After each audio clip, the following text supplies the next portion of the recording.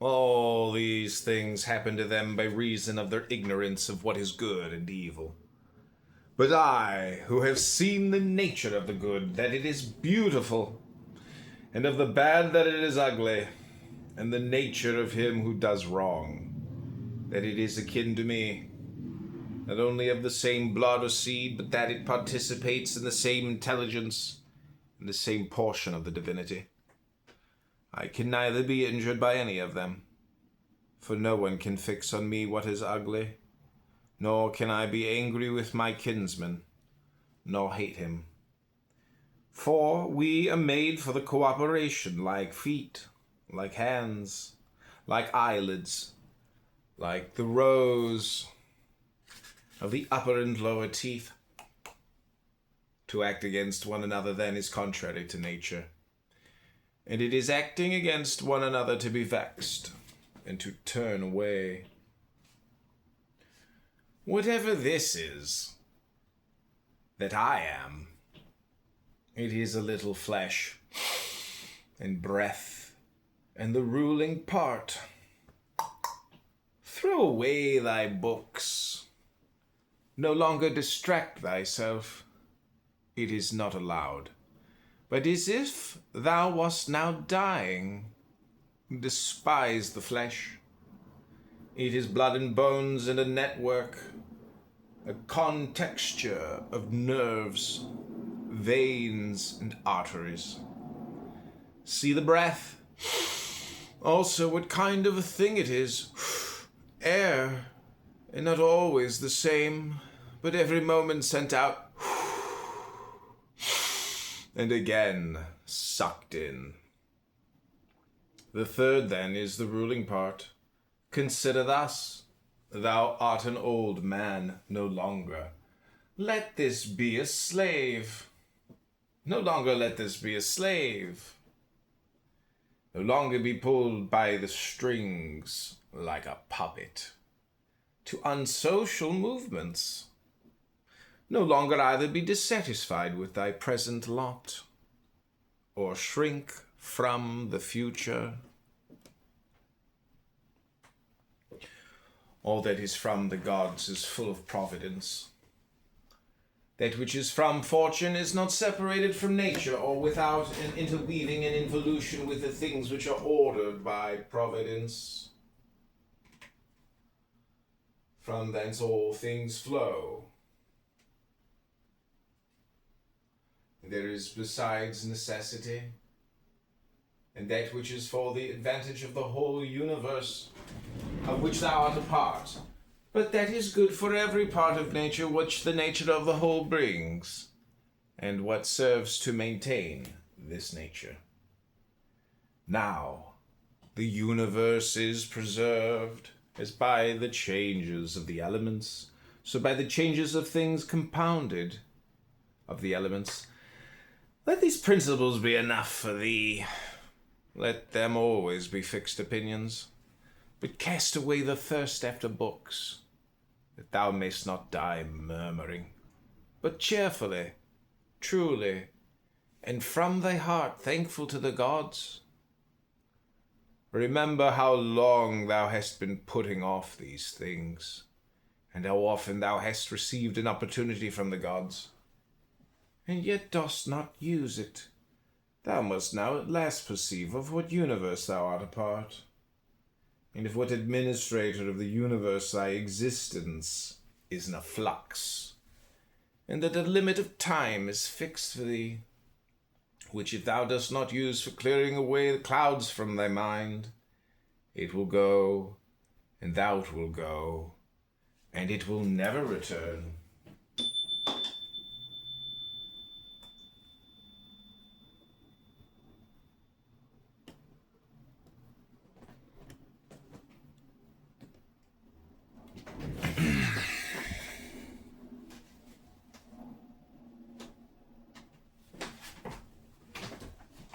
Every moment think steadily as a Roman,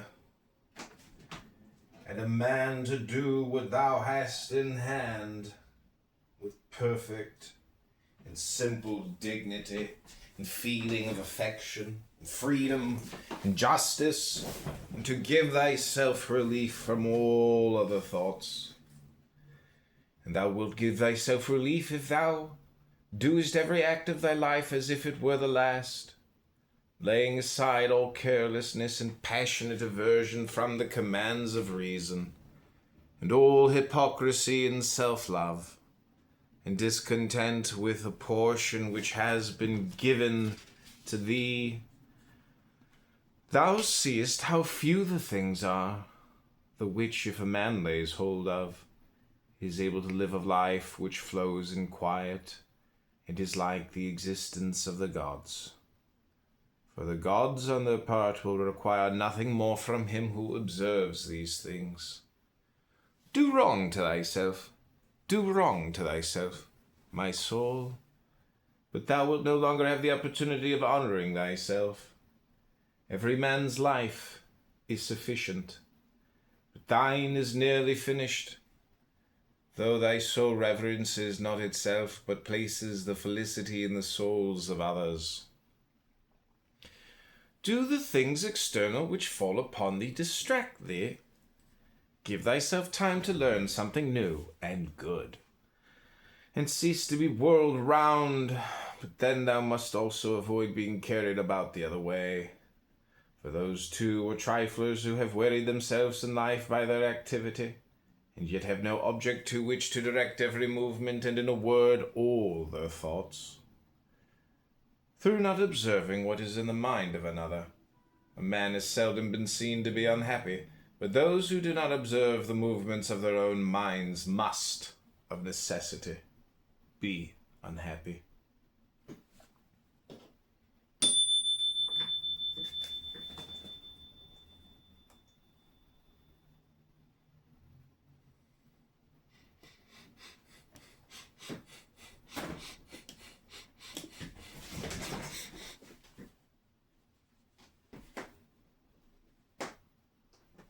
You are listening to the wisdom of Marcus Aurelius, read by candidate Congressman John Kitover. This thou must always bear in mind. What is the nature of the whole? And what is my nature? And how this is related to that, and what kind of a part it is of what kind of a whole?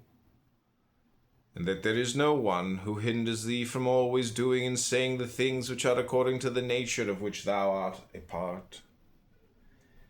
Theophrastus, in his comparison of bad acts, such a comparison as one would make in accordance with the common notions of mankind, says, like a true philosopher, that the offenses which are committed through desire are more blamable than those which are committed through anger. For he who is excited by anger seems to turn away from reason with a certain pain and unconscious contraction. But he who offends through desire, being overpowered by pleasure, seems to be in a manner more intemperate and more womanish in offenses.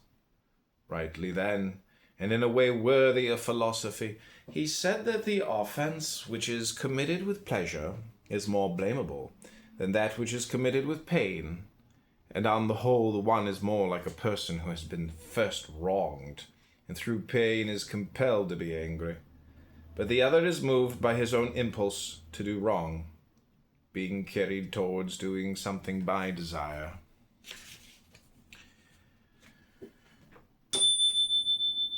Since it is possible that thou mayest depart from life this very moment, regulate every act and thought accordingly.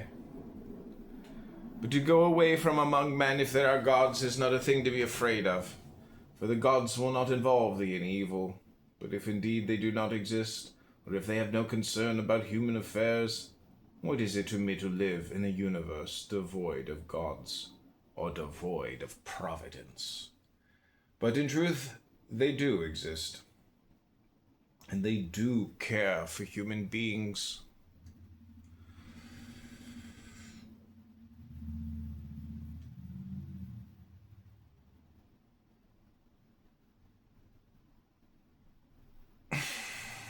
But if indeed they do not exist, or if they have no concern about human affairs, what is it to me to live in a universe devoid of gods or devoid of providence? But in truth, they do exist.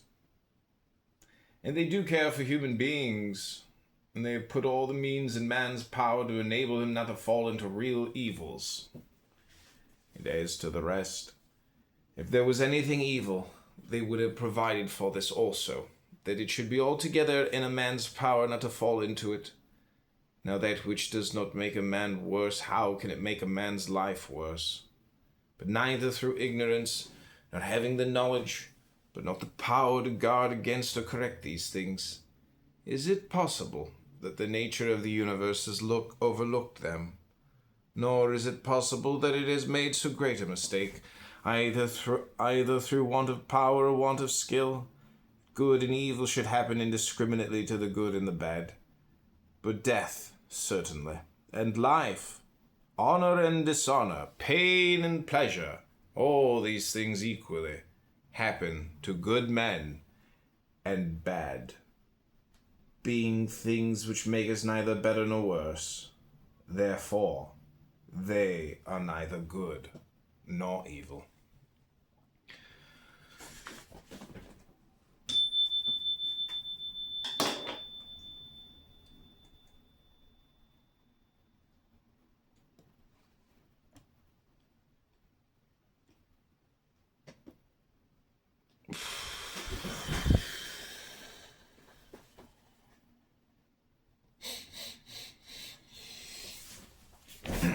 How quickly all things disappear in the universe, the bodies themselves. But in time the remembrance of them, what is the nature of all sensible things, particularly those which attract with the bait of pleasure, or terrify by pain, or are noised abroad by vapory fame, how worthless and contemptible and sordid and perishable and dead they are.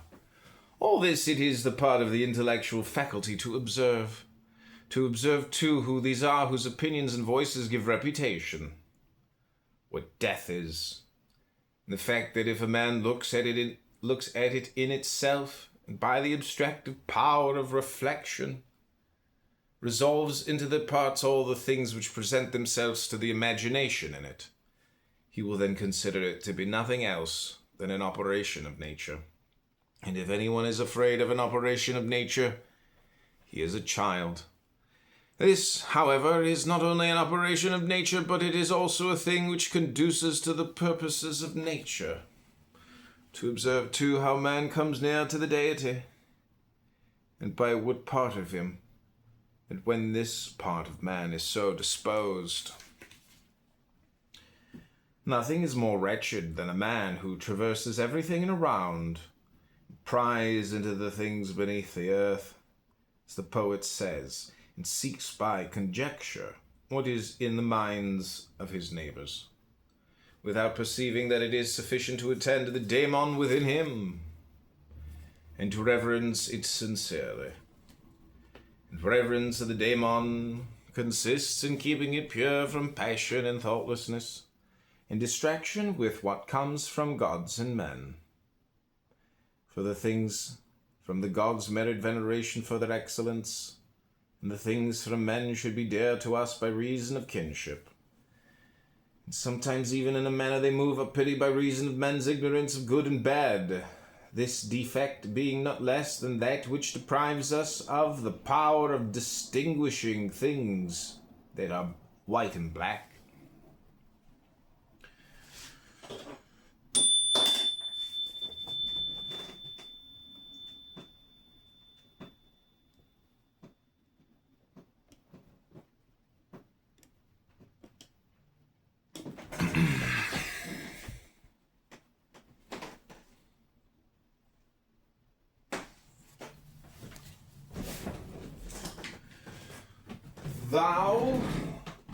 Though thou shouldst be going to live 3,000 years, and as many times 10,000 years, still remember that no man loses any other life than this which he now lives, or lives any other than this which he now loses.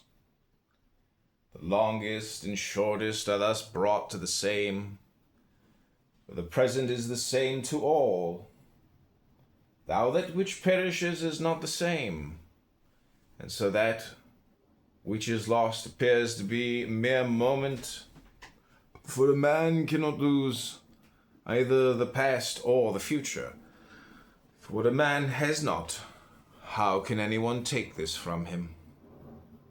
These two things then thou must bear in mind: the one, that all things from eternity are like forms and come round in a circle, and that it makes no difference whether a man shall see the same things during 100 years or 200, or an infinite time. And the second, that the longest liver, he who will die soonest, lose just the same. For the present is the only thing of which a man can be deprived, if it is true that this is the only thing which he has, and that a man cannot lose a thing if he has it not.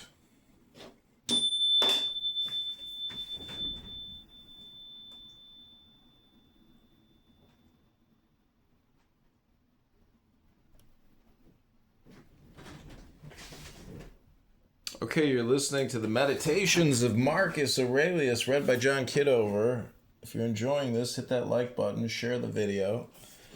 Thank you for being here and listening to this. We're creating 50-second little clips as we progress through the meditations. Remember that all is opinion, for what was said by the cynic Monimus is manifest. Manifest too is the use of what was said, if a man receives what may be got out of it, as far as it is true. The soul of man does violence to itself. First of all, when it becomes an abscess, and as it were, a tumor on the universe, so far as it can. For to be vexed at anything which happens in a separation of ourselves from nature, some part of which the natures of all other things are contained. In the next place, the soul does violence to itself when it turns away from any man, or even moves towards him with the intention of injuring, such as are the souls of those who are angry. In the third place, the soul does violence to itself when it is overpowered by pleasure or by pain. Fourthly, when it plays a part, does or says anything insincerely and untruly. Fifthly, when it allows any act of its own and any movements to be without an aim, it does anything thoughtlessly and without considering what it is, it being right that even the smallest things be done with reference to an end. The end of rational animals is to follow the reason and the law of the most ancient city and polity. Of human life, the time is a point, and the substance is in a flux, and the perception dull, and the composition of the whole body subject to putrefaction, and the soul a whirl, and the fortune hard to divine, and the fame a thing devoid of judgment, and to say all in a word, everything which belongs to the body is a stream, and what belongs to the soul is a dream and vapor, and life is a warfare, and a stranger's sojourn, and after fame is oblivion. What then is that which is able to conduct a man? One thing and only one: philosophy. But this consists in keeping the daemon within a man free from violence and unharmed, superior to pains and pleasures, doing nothing without purpose, nor yet falsely and with hypocrisy, not feeling the need of another man's doing, or not doing anything. Besides accepting all that happens, and all that is allotted, is coming from thence, wherever it is from whence he himself came, finally waiting for death with a cheerful mind, as being nothing else than a dissolution of the elements of which every living being is compounded. But if there is no harm to the elements themselves in each continually changing into another, why should a man have any apprehension about the change and dissolution of all the elements? For it is according to nature, and nothing is evil which is according to nature.